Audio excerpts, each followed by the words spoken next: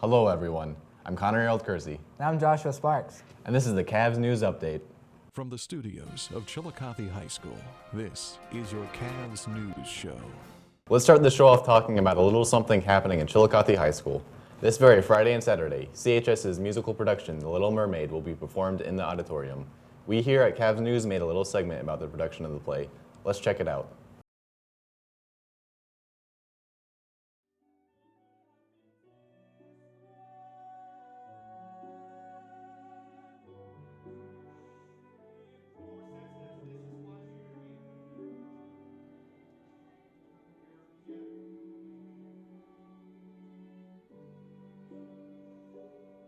Working with the kids of CHS is always a blast.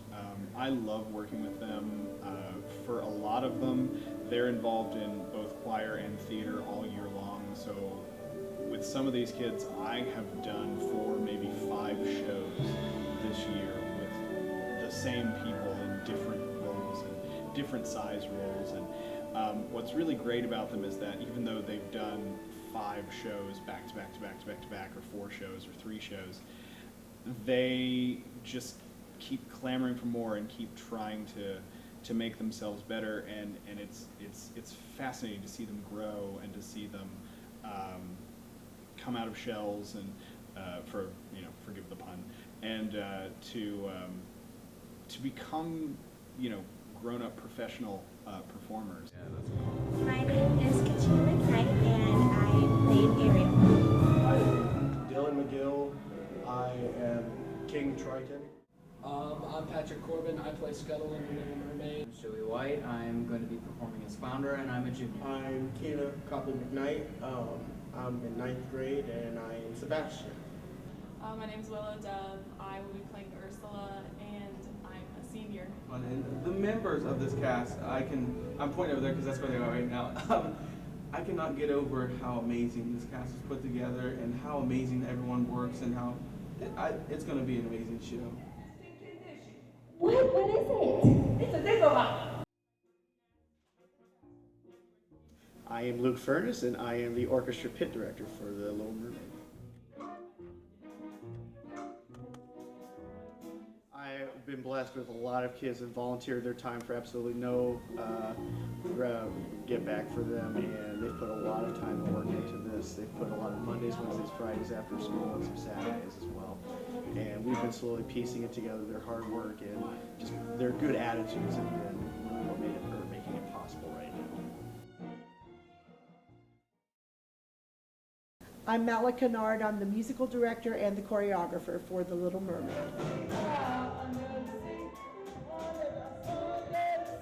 It's a lot of fun because all but 2 in the cast are members of my choir program. So it's like working with my family. It's a lot of fun, and it's also nice to be able to see them in a different light than what I see them in class.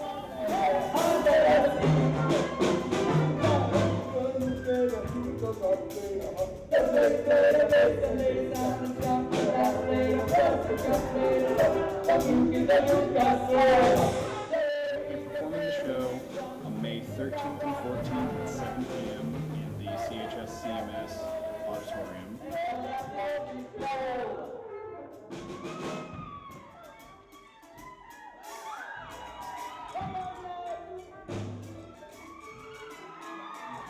It's going to blow you out of the water because it's going to be so good.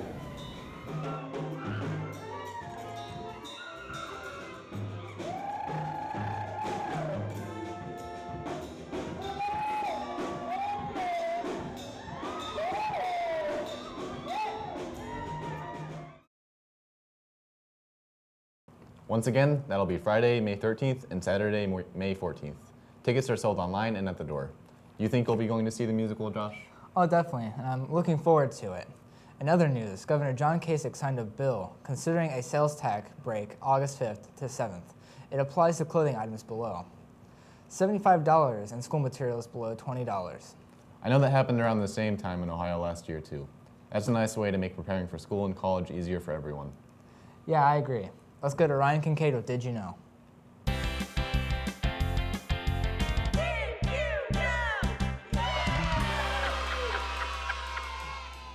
Howdy folks, welcome to Did You Know? I'm your host Ryan Kincaid, and one of my favorite football no, not that kind of football, this kind of football, soccer.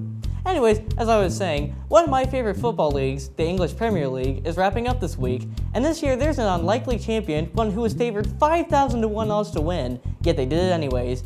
I'm talking of course about Leicester City. Now, let's say that with me folks. Leicester, not Leicester or Leicester. Anyways, in homage of their great underdog story, let's take a look at some other great sporting upsets. Let's get swinging into our first upset in boxing, where James Buster Douglas knocked out the great Mike Tyson. It's been over 25 years since Douglas did the impossible and knocked out the undefeated champion of the world, Mike Tyson, who held the WBC, WBA, and IBF titles at the same time. The bout was held at the Tokyo Dome to a sellout crowd who witnessed Douglas land punch after punch on the favorite, and Tyson found no answer to the underdog, going down in the 10th round. Douglas's David and Goliath upset is widely considered the biggest upset in boxing history. Let's move on now to the NFL and Super Bowl 43 and the New York Giants' improbable win against the undefeated New England Patriots, who were looking to be the second undefeated team since the '72 Dolphins, led by Dan Marino. The Giants didn't let the Patriots have another one, however, as the now infamous helmet catch by David Tyree led the Giants to a 17-14 upset over the Patriots. This game broke the hearts of thousands of loyal Patriots fans who turned up expecting an easy victory, but the Giants stole the Lombardi Trophy from the favorites to win the Super Bowl. Let's move on now to the 1980 Winter Olympics, where the Miracle on Ice took place. This upset story features a ragtag United States men's hockey team against the dominant champions, the USSR. The US team consisted of college students brought together to battle the world champion team of the Soviet Union. The United States were scoffed at by everyone, thinking the USSR would have a field day with them, but these young kids beat the Soviets 4-3 in the greatest upset in Winter Olympics history.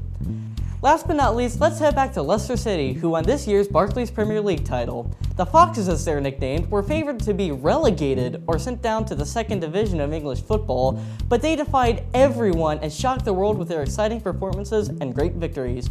Led by manager Claudio Ranieri, who was laughed at when he took the job, the Foxes went on to beat the traditional heavyweights in Manchester United, Manchester City, Arsenal, Chelsea, and Liverpool to record perhaps the biggest upset in modern sports history. Time will only tell if they can continue the success or if it'll just be another one-season wonder. And that's all the time I have for now. I'm Ryan Kincaid. Now let's send it to Connor and Austin. Thanks, Ryan. This just in. Pop Fusion with Parker Tracy. Hi, I'm Parker Tracy, and welcome to Pop Fusion. Before we get to the main stuff, let's start off as usual by talking about the top 5 songs of the week according to Billboard.com. At number 5, we have Work From Home by Fifth Harmony. At number 4, we have I Took a Pill in Ibiza by Mike Posner. At number 3, we have 7 Years by Lucas Graham. At number 2, we have Panda by Designer with 2 Eyes. And at number 1, we have One Dance by Drake. Now, I'm going to be talking about just games this week because the very large contrast in the reactions to certain games have occurred. The trailers for both Call of Duty Infinite Warfare and Battlefield 1, yeah, I know it's not actually the first Battlefield game, have had completely opposite reactions. First off, the trailer for Call of Duty has become notorious, really notorious.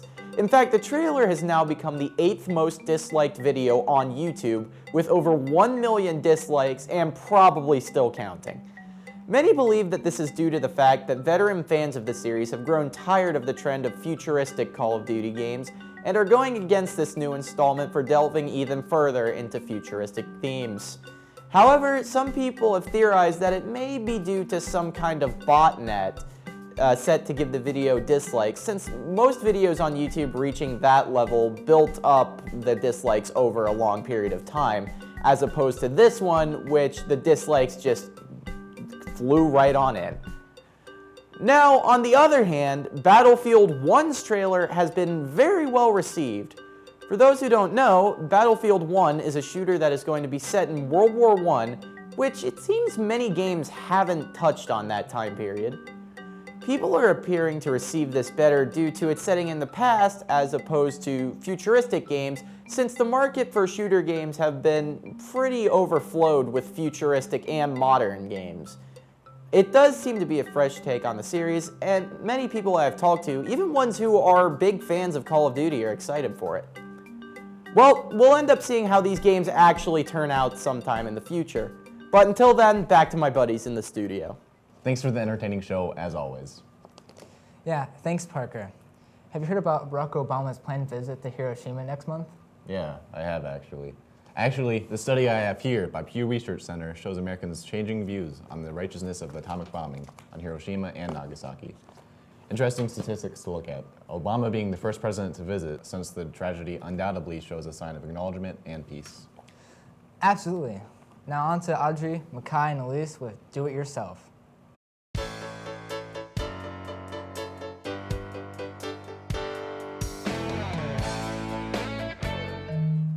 Hello, I'm Makai Jackson. And I'm Jasmine Roper. And I'm Audrey Huggins. This week on DIY, we're making yarn baskets.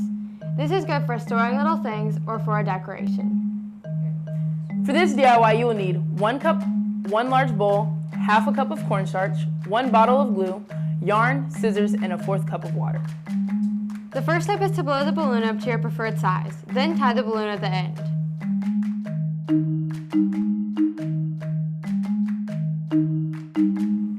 Next, tape the balloon to the cup.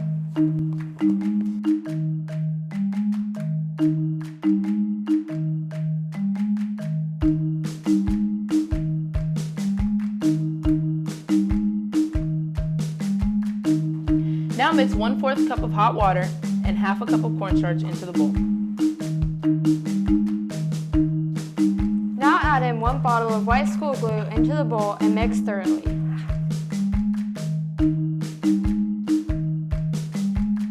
Next, cut the yarn into small pieces.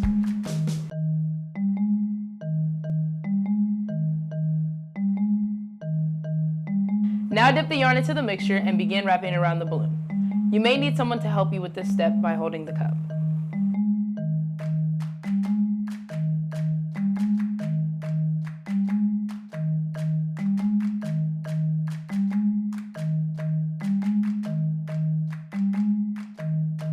Now allow the yarn to dry. This may take about 24 hours.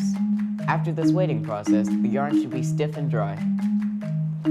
Our next and final step is to pop the balloon. Due to audio concerns, we decided not to pop the balloon on camera. That's it for this week. I hope you enjoyed making this. I'm Audrey Huggins. I'm Makai Jackson. And I'm Jasmine Roper. Now back to the guys in the studio. Thanks, guys. Now for a story from New York. The Senate approved a bill to remove the sales tax from feminine hygiene products in the state. All that's necessary for the bill to become law is Governor Andrew Cuomo signing it. I know at least 11 states have already abolished sales tax on tampons, as well as Canada. Did you know select schools in Kenya actually support free tampons to their students in need, according to the Zen African Foundation?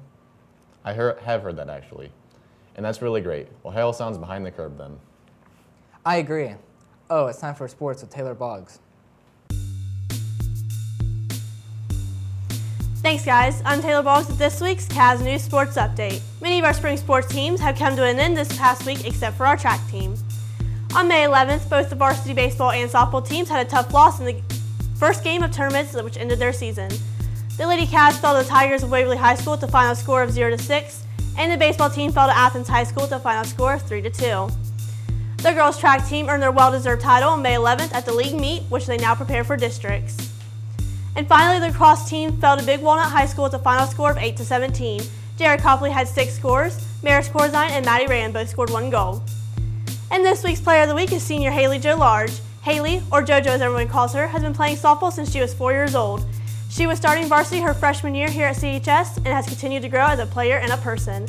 She holds the record for career home runs for the Lady Cavs with 15 home runs. JoJo will continue playing softball at Walsh University next spring. Keep up the hard work, Haley.